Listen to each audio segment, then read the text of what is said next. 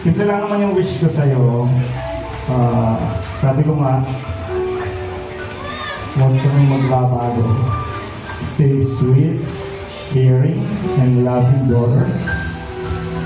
Sana paglaki mo, maalala mo yung mga bagay at masasayang memories na pinagdaanan natin. Kaya ako kasi ang bilis ang panahon eh. 1 year old ka nung umuwi ako. Grade 1 na kami. Kung Saudi. Ngayon, 7 years old ka na. Hindi naranasan ni Kuya yun. Yung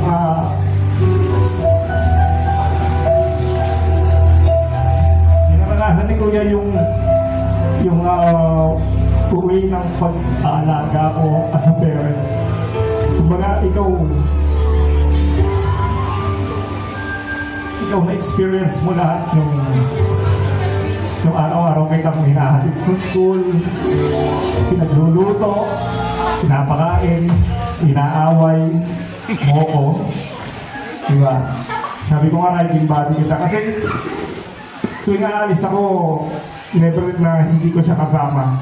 Kahit saan, kahit dyan lang, bulil lang o sa kanto. So, talagang parang best friend ko to eh.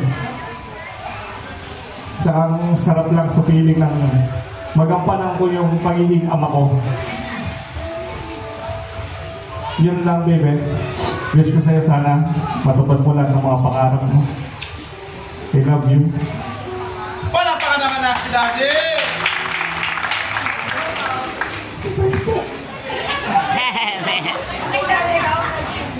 Happy birthday, wala man tayong material na hindi man tayo literal na mayaman, pero lagi namin sinasabi sa inyo, Daddy, lahat gagawin namin para sa inyong dalawa ni Kuya. Wish ko lang sa'yo na lumaki kang may takot sa Diyos, kapagmahal, at saka makapagtapos ka ng pag-aaral. Wala na akong mahihiling ko. Happy birthday, na. I love you.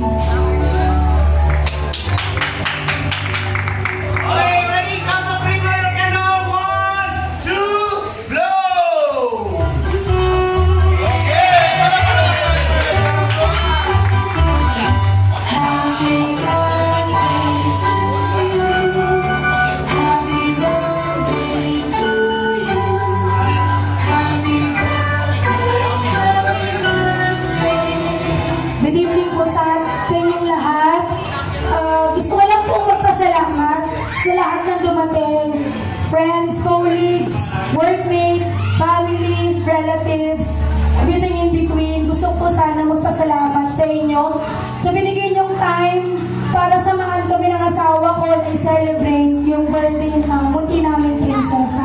Alam ko po may kanya-kanya din tayo mga ganap sa buhay, pero sobrang salamat po kasi binigyan niyo po kami ng time. Sinamahan niyo kami para mag-celebrate. And God, thank you so much po sa binigay na panahon sa amin. Hindi masyadong mainit or hindi umulan. Maraming salamat po. At saka, hindi po magiging possible itong birthday ng anak ko, kundi po dahil sa family ng asawa ko. Ate Beth, thank you. Ate Odette, Nay, sobrang salamat. Kuya Lito, Kuya Lito, Kuya Paul, lahat po, hindi po magiging grande yung birthday ng anak ko, kundi po sa family ng El. Tinulungan nila po kami lahat.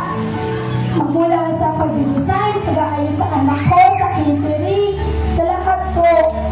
Sobrang laking salamat ko po dahil sila yung naging in-laws ko.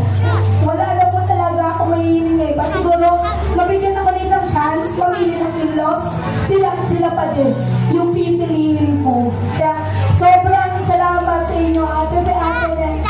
Thank you is not enough po sa inyo. Sobra. Minahal nyo, minamahal, at alam ko kung mamahalin nyo yung mga anak ko. Hindi po ako nagkamali ng ang pamilya.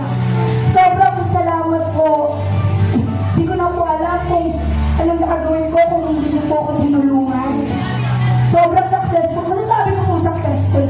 May mga inimbita ako, pero hindi dumating. Pero kayo po naglaan ang oras, panahon, para lang po